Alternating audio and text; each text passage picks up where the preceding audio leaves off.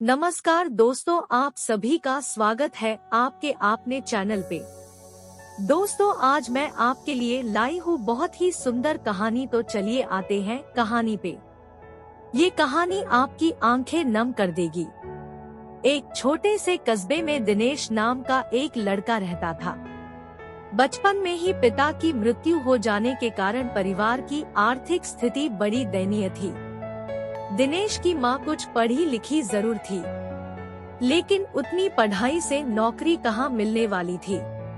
तो दूसरों के घर के बर्तन मांजकर और सिलाई बुनाई का काम करके किसी तरह अपने बच्चे को पढ़ा लिखा रही थी।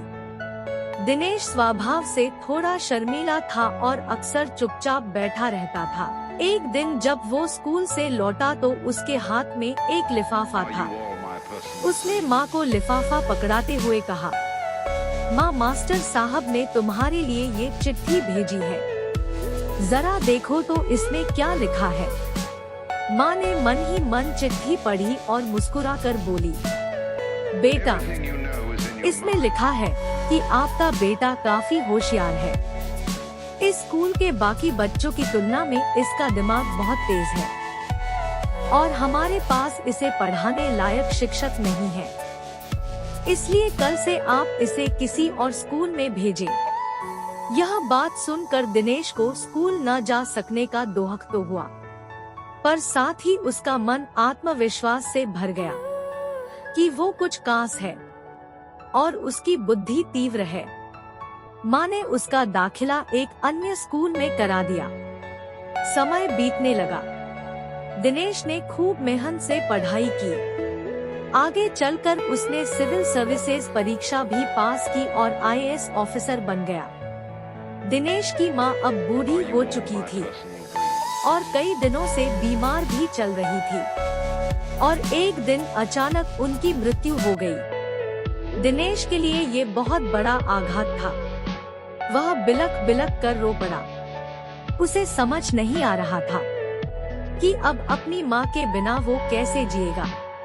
रोते रोते ही उसने माँ की पुरानी अलमारी खोली और हाथ में उनकी माला, चश्मा और अन्य वस्तुएं लेकर चूमने लगा। उस अलमारी में दिनेश के पुराने खिलौने और बचपन के कपड़े तक संभाल कर रखे हुए थे। दिनेश एक एक कर सारी चीजें निकालने लगा और तभी उसकी नजर एक पुरानी चिट्ठी पर पड़ी।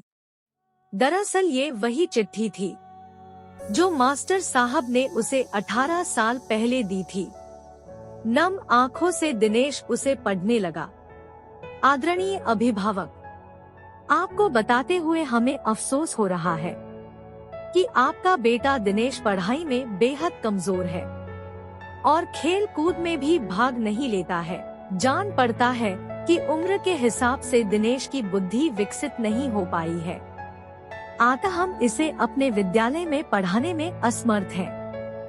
आपसे निवेदन है कि दिनेश का दाखिला किसी मंद बुद्धि विद्यालय में कराएं अथवा खुद घर पर रख कर इसे पढ़ाएं। सादर, प्रिंसिपल। दिनेश जानता था कि भले अब उसकी माँ इस दुनिया में नहीं रही, पर वो जहाँ भी रहे उनकी ममता, उनका आशीर्वाद सदा उस पर बना रहेगा। दोस्तों, किसी ने क्या खूब कहा है, भगवान सभी जगह नहीं हो सकते, इसलिए उसने माँ बनाई। माँ से बढ़कर त्याग और तपस्या की।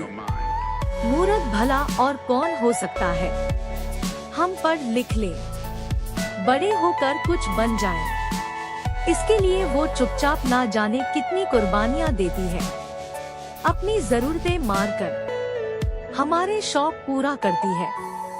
यहाँ तक कि संतान बुरा व्यवहार करे तो भी माँ उसका भला ही सोचती है। सचमुच माँ जैसा कोई नहीं हो सकता। दोस्तों, इस कहानी से मैं ये बोलना चाहती हूँ कि माँ साक्षात भगवान है धरती पे। इनकी पूजा करो, सेवा करो।